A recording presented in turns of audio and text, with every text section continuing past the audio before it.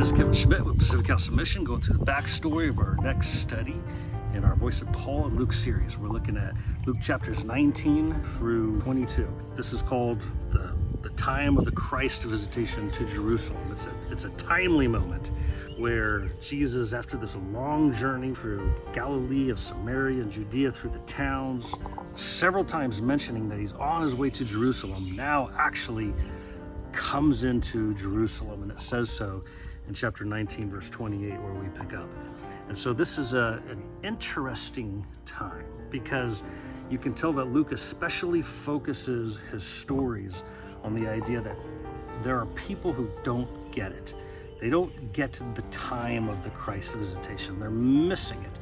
You can see the disciples are wrestling with this question of who is the Christ really supposed to be? And if you're the Christ, what does that mean? And what was promised about what the Christ was supposed to do? And there's this litany of folks who just don't get it. There's even a parable that Jesus gives against the establishment of that day. It's meant ideally to wake them up and to alert them to have a proper response.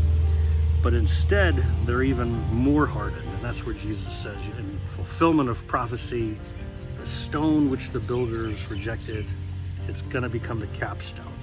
And people are going to fall on one side or the other of it. There was something about Jesus proving and showing that he really was the Christ that hardened those who deep down inside actually never bought into that agenda with God.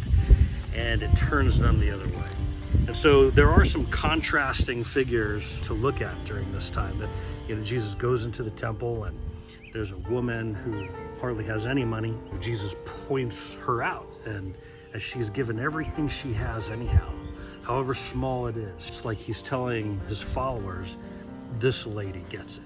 And as much as no one else knows what to do with this moment of Christ coming into their lives, there's this interesting tale where Jesus needs a donkey, and he sends his guys to go talk to a man and to take this donkey. And when the man says, hey, why are you taking my donkey?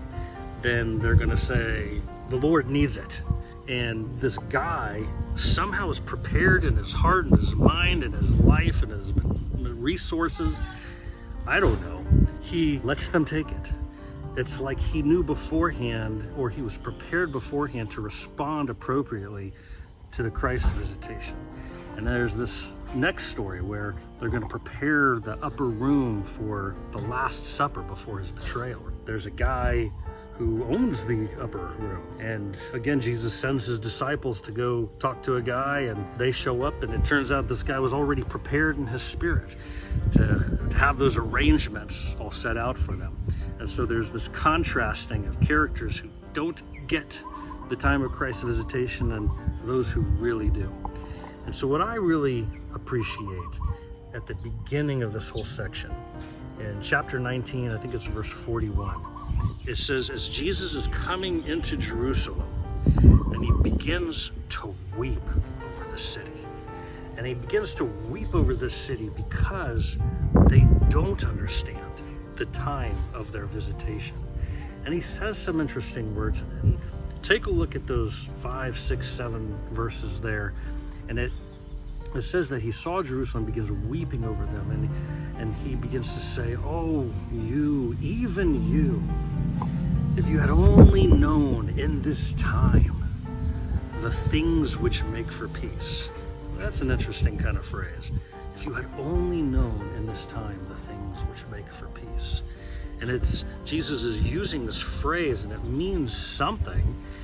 What is it that he wishes that the people of Jerusalem in that time knew, which is called the things which make for peace? And then he proceeds to elaborate some more, and he says, basically, because you don't know the things which make for peace, then I can see what's going to happen. Your enemies are going to prevail over you. They're going to come and pick you apart one by one, and it's going to be because you did not recognize, you did not know the time of your visitation. Aren't those some interesting words?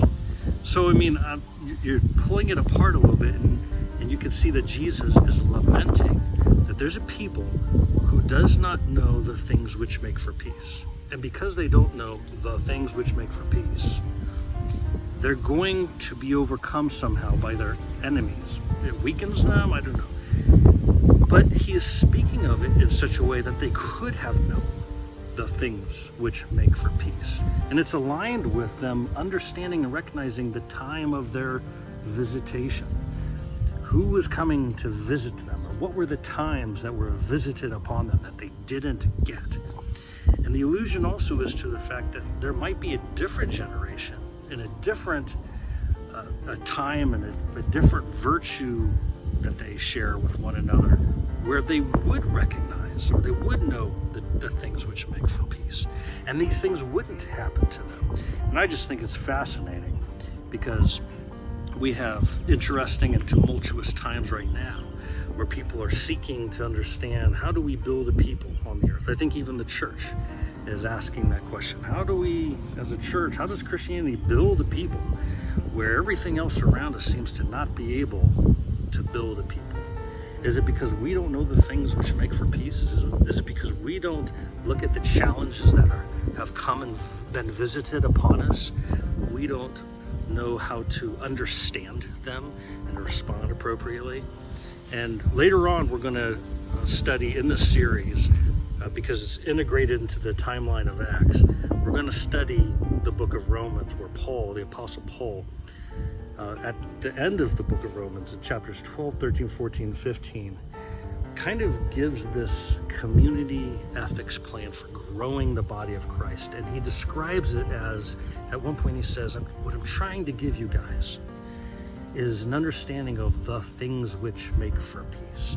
And so he uses this actual same phrase that Jesus had used as he's coming into Jerusalem, wishing that they had been equipped with such a thing.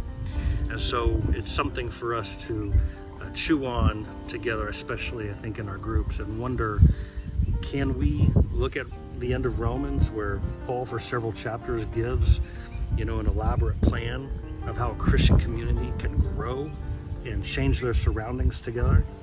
Is there something in this gospel text that enlightens us to tap into the thing that Jesus mourned that generation for not having, and then can we have it? So anyhow, hope it makes for some great conversation. We'll catch you next time. Peace out.